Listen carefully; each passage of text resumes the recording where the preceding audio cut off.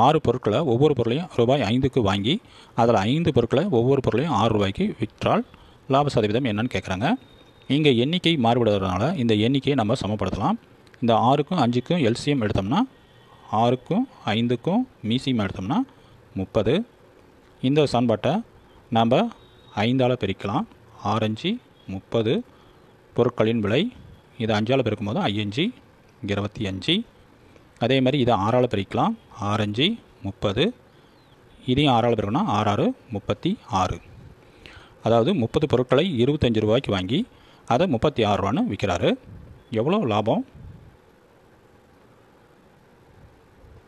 லாபம் பார்த்தோம்னா 11 ரூபாய் லாபம். எத்தனை ரூபாய்க்கு?